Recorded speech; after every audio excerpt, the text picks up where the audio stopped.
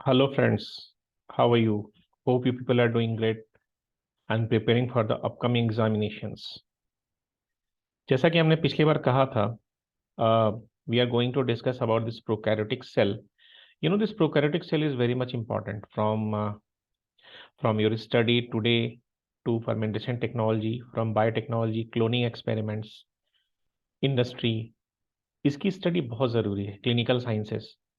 तो ये आपका फाउंडेशन है, ठीक है, जहाँ पे you will learn a lot about this prokaryotic cell. और देखो, प्रोकैरियोटिक सेल होता क्या है कि ये मेनली जो प्रोकैरियोट्स होते हैं उसमें हम लोग भी स्टडी अबाउट योर बैक्टीरिया और यूनिसेलुलर, मेनली यूनिसेलुलर ऑर्गेनिजम्स। आपको पता है ये जो इवोल्यूशनरी ओरिजिन है प्रोकैरियोट्स का, वो 3.5 थाउजेंड मिलियन ईयर एगो हुआ था। ये बहुत पुराने हैं। प्रोबेबली ये पहले ऑर्गेनिजम्स हैं जो कि इस प्लैनेट पे आए थे, ठीक है। तो इन्होंने मॉडिफाई किया खुद को according to the change in environment from ancient world to today world. तो ये बहुत ही जबरदस्त ऑर्गेनिजम्स हैं और इनकी स्टडी चलो हम आगे करते हैं। तो आओ देखें, ये है आपका बैक्टीरिया।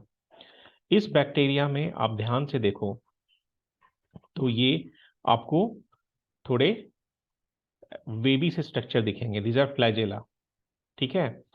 सेल वॉल होता है ऑब्वियस, इसको प्रोटेक्ट करने के लिए। ये पाइलस है, साइटोप्लाज्म है, न्यूक्लियोइड, राइबोसोम है।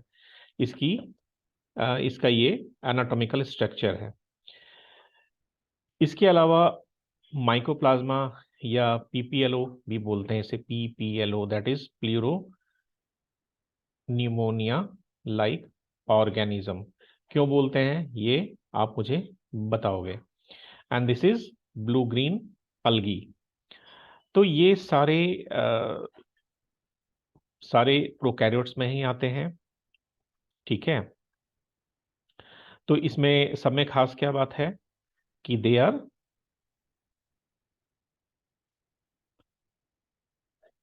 सिंगल सेल्ड, ठीक है। और हालांकि जो साइनोबैक्टीरिया, ये जो ब्लू ग्रीन एल्गी है, ये सिंगल रो ऑफ सेल बनाता है जिसे फिलामेंट्स भी कहते हैं। ये सारे फिलामेंट्स हैं, फाइन। तो बैक्टीरिया की जो स्टडी होती है दैट इज कॉल्ड बैक्टीरियोलॉजी, और this is an important branch of microbiology. ये प्रोकैरियोटिक सेल, चलो इसको मैं बाद में डिस्कस करूंगा जब मैं यूकैरियोटिक सेल पढ़ाऊंगा। अभी मैं इसके फीचर्स देख रहा हूँ। फीचर्स क्या है, ये एंशियंट ग्रुप ऑफ ऑर्गेनिज्म है, जैसा कि मैंने बताया ये 3500 मिलियन ईयर अगो आया था। सिंगल सेल होता है और इसको बिना माइक्रोस्कोप के आप नहीं देख सकते हो। इसकी साइज की जो वैरायटी है, जो साइज का जो रेंज है, दैट इज 0.1 to 10 माइक्रोमीटर। मैं थोड़े से और इस पे आपको ऐड कर देता हूँ। ये डीएनए जो होता है, इसका जो डीएनए होता है, हालांकि इसमें कोई ट्रू न्यूक्लियस नहीं होता है, ट्रू न्यूक्लियस नहीं होता है। और सबसे बड़ी बात है कि इसका जो डीएनए है, जो प्रोकैरियोटिक सेल्स हैं उनके डीएनए जो होता है, वो नेकेड होते हैं। डीएनए इज, देखो इसका क्या मतलब है, why we call DNA is naked, because it is not associated with proteins or RNA to form chromosome. So this DNA is not associated. Generally eukaryotes में क्या होता है, डीएनए प्रोटीन का एक बाइंडिंग होता है, बट इसमें यहाँ पे DNA is not associated with protein.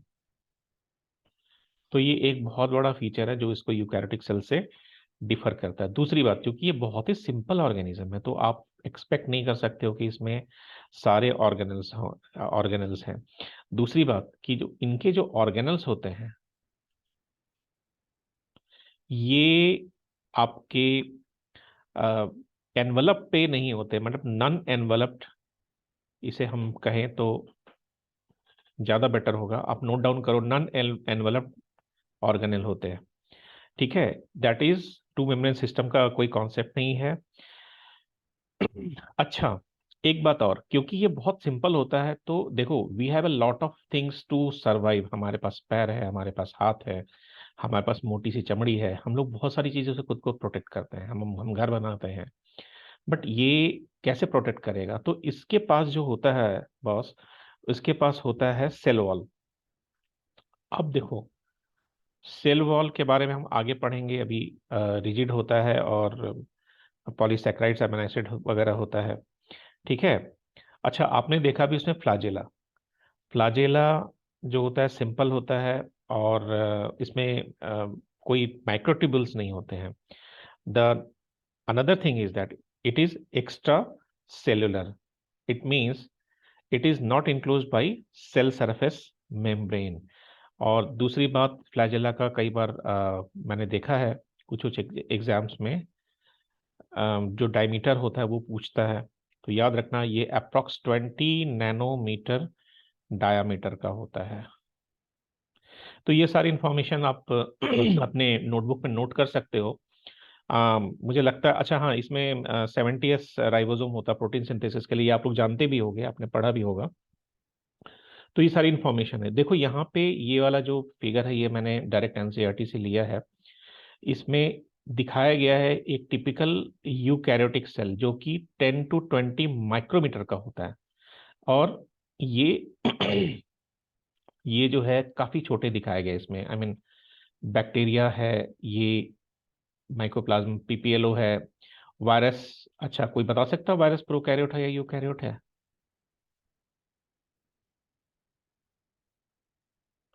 Prokaryote. और ये हम लोग आगे इस चीज पे डिस्कस करेंगे कि वायरस क्या है एग्जैक्टली exactly। ये इस पे मैं एक पर्टिकुलर वीडियो बनाऊंगा जहाँ पे वायरस के फंक्शंस के बारे में, बिकॉज यू नो आज की डेट में वायरस एक बड़ा ही एक जबरदस्त टॉपिक हो गया पढ़ने के लिए। अभी आप लोग सबने कोविड को झेला है, 2 साल सब घर पे बैठे थे, ठीक है। तो कौन भूल सकता है इस वायरस के बारे में। हम लोग अक्सर ही कोई ना कोई एंडेमिक पेंडेमिक जो है इस वायरस की वजह से कुछ कुछ सालों में आता रहता है वर्ल्ड के डिफरेंट पार्ट्स में। तो वायरस जो है ना, वायरस आज की डेट में virus is equal to economy हो गया है। आप वायरस के अगेंस्ट जो स्ट्रेटेजी बनाते हो, कौन सी कंट्री कितनी तेजी से स्ट्रेटेजी बनाता है, मार्केट में लेके आता है, तो वायरस जो है ये एक इकोनॉमी का एक पैरामीटर हो चुका है आज के डेट में। चलो, तो ये आपको समझ में आ रहा होगा कि ये बिल्कुल कॉम्प्लेक्स सा आपको दिख रहा है। अम, इसके स्ट्रक्चर्स, ठीक है, ये सारे स्ट्रक्चर्स कॉम्प्लेक्स से आपको दिखाए गए हैं, ठीक है। और यहाँ पे ये बिल्कुल बिल्कुल ही सिंपल है। तो ये आपको रिप्रेजेंट कर रहा है कि क्या डिफरेंसेस हैं इन दोनों के बीच में, प्रोकैरियोट्स एंड यूकैरियोट्स में। चलो अब हम आगे देखते हैं। ये सेल वॉल के बारे में अब हम लोग देखते हैं, क्योंकि सेल वॉल से हम स्टार्ट करेंगे। हालांकि सेल वॉल के अलावा इसमें और भी, क्योंकि याद रखना कि सेल जो एनवलप होता है, खास करके हम सेल एनवलप की बात करें, एनवलप बैक्टीरियल जो सेल एनवलप होते हैं, इसमें कई बार एक स्ट्रक्चर होता है दैट इज ग्लाइको कैलिक्स, अभी हम आगे बताएंगे। उसके बाद होता है तुम्हारा सेल वॉल, देन होता है तुम्हारा प्लाज्मा मेम्ब्रेन। तो ये आपका 3 स्ट्रक्चर होता है ग्लाइकोकैलिक्स। हालांकि सबके सब में नहीं होता है, but still it is one of the most important thing, because you know जब आप आगे पढ़ोगे तो मैं बताऊंगा कि ये जो ग्लाइकोकैलिक्स होता है, ये ब्लड ग्रुप डिटर्मिनेशन में भी एक बहुत बड़ा रोल होता है, तो इसे पढ़ना जरूरी है। अच्छा, चलो, यहाँ पे सेल वॉल है। तो सेल वॉल जो होता है काफी स्ट्रांग और रिजिड होता है। बता सकते हो क्यों? Because of the presence of this substance. क्या है ये? This is murein. ये क्या है?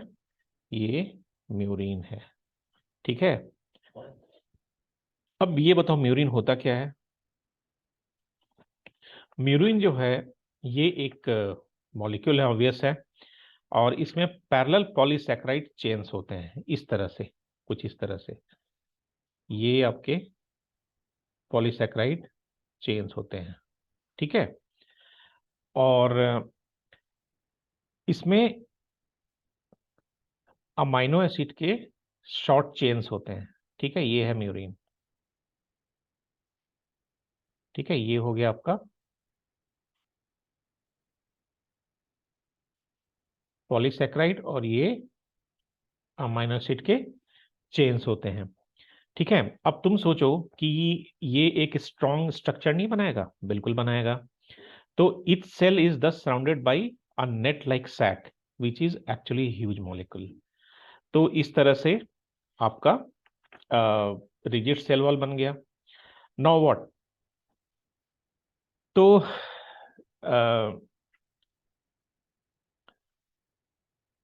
जो बैक्टीरिया का जो डिवीजन है that is gram positive and gram negative. You know why? Because of the spatial structure, because of the spatial characteristics which is present on the cell wall. ठीक है, अब ये जो डिवीजन होता है this is based on some stain. Stain की वजह से ये जो है कलर्स के चेंजेस आप देख रहे हो। 1884 में, प्रिसाइजली 1884 में एक डैनिश बायोलॉजिस्ट थे, हिज नेम वाज क्रिश्चियन ग्राम।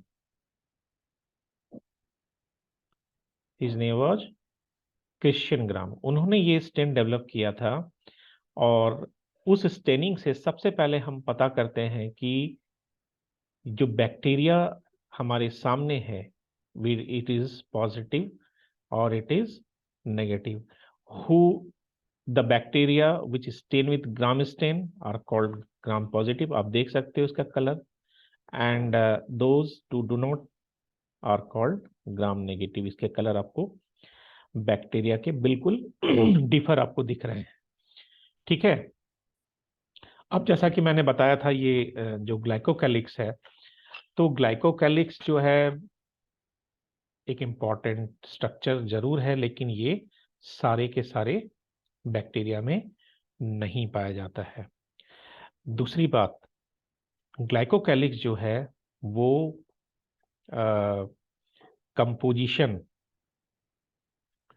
इसकी जो कंपोजिशन है और ये जो थिकनेस है,